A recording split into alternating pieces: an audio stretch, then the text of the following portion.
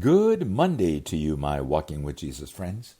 Probably you've had some experiences in your lifetime which were so outrageous you struggled to find words to explain them, right?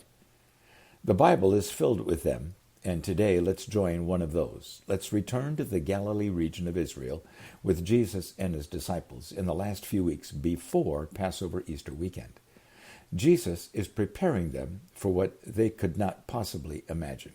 The world-changing Passover Easter weekend, which would be unlike anything they had ever experienced, for it would include the death, burial, and resurrection of their friend and leader, Jesus.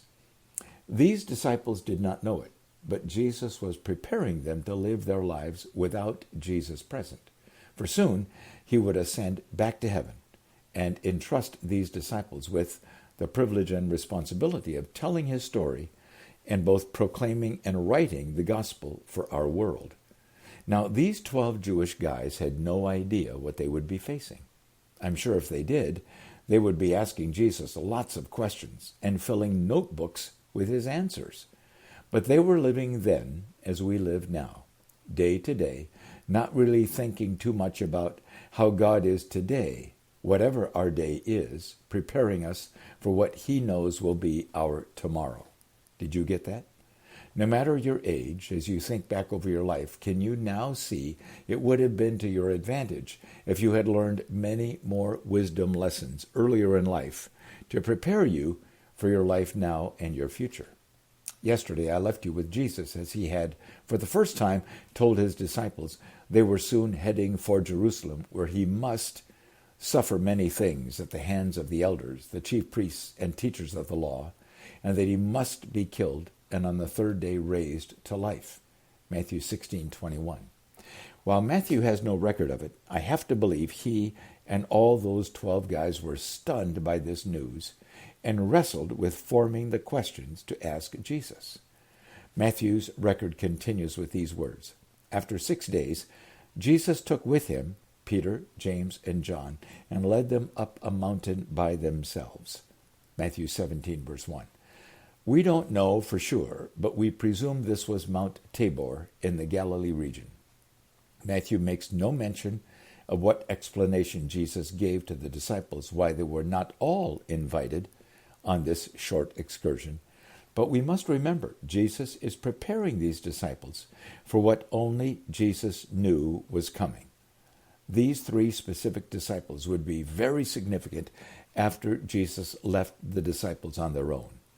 John was Jesus' best friend, and he would write 5 books of the New Testament. He would be entrusted by Jesus with the care of Jesus' mother as Jesus was dying, according to John 19. History tells us John lived to be nearly 100 years old, by far the longest living disciple. He traveled widely, and his personal account of Jesus was treasured by all who were blessed to hear John speak of Jesus or read his writings. Peter, of course, became the most well-known of these 12 disciples, and he boldly took Jesus' message from town to town all the way to Rome, where he was finally crucified upside down, according to historical tradition. Along the way, Peter wrote 2 powerful letters encouraging suffering Christ followers all across the Roman Empire. These books are in our New Testament and bear his name. James became the first martyr of these disciples, executed by King Herod, according to Acts chapter 12. We presume that James, in his short life after Jesus' ascension and before his execution, shared the message of Jesus, particularly in Jerusalem and the Galilee, boldly and without hesitation. I note that 2 other important times Jesus invited only these 3 disciples to join with him in something special. First was the miraculous raising of Jairus' daughter from death to life, according to Luke chapter 8. And secondly, their passionate prayer time in the Garden of Gethsemane, just before Jesus went to the cross, according to Matthew 26.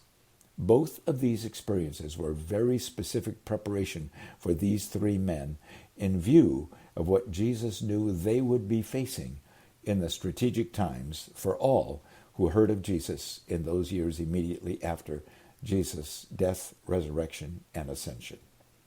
Matthew makes an outrageous statement about what Jesus, Peter, James, and John experienced up on that mountain that day. There, Jesus was transfigured before them. His face shone like the sun, and his clothes became as white as light. Just then there appeared before them Moses and Elijah talking with Jesus. Matthew chapter 17, verse 2 and 3. No, I have no physiological, biological explanation for you regarding what happened to Jesus' body in those moments. His appearance was evidently similar to what witnesses saw when the angel came on resurrection morning to roll back the large rock and announce that Jesus was raised from the dead. Matthew 28, verse 2 and 3.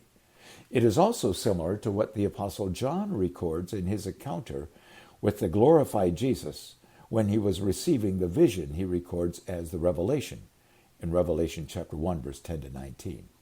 I believe Jesus was taking on the appearance he now has in heaven, in his glorified heavenly body, which radiates the glory of God.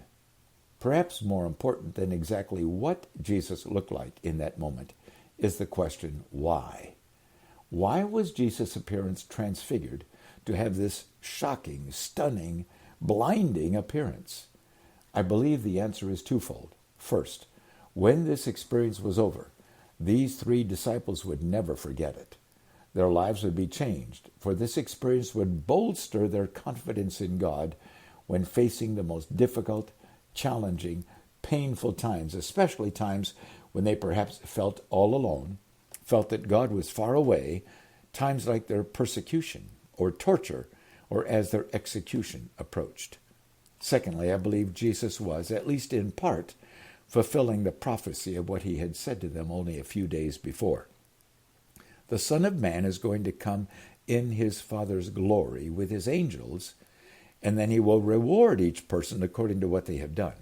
Truly, I tell you, some who are standing here will not taste death before they see the Son of Man coming in his kingdom. Matthew 16, 27 and 28. The first part of that statement will be fulfilled when King Jesus returns to set up his victorious millennial kingdom in Jerusalem, according to Revelation chapter 19, and then when Jesus reigns as Almighty Judge over the judgment of the great white throne, according to Revelation chapter 20.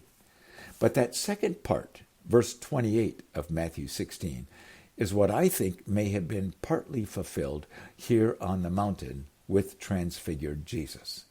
His appearance radiated the glory of God in all its brightness and holiness. But his two guests, Moses and Elijah, were a reflection of the kingdom of God. How is that possible? I think it would be better if we wait till tomorrow to dig into that concept. For today, may I invite you to put yourself there on that hillside with Peter, James, and John, and transfigured Jesus, who is radiating God's glory. It's not all that different from what Moses experienced standing before a burning bush which spoke his name and commissioned him back to Egypt. Let yourself be overwhelmed by the majesty of God and God's passionate desire for you and me to know him, understand his purpose in our world, and his desire to involve you and me today with him. I have found a great closing worship song today, filmed in both Jerusalem and Rome. It joins worshipers of Jesus in Israel and Italy, praising Jesus and celebrating the kingdom of God with kingdom citizens from around the world. And I'll meet you here tomorrow again.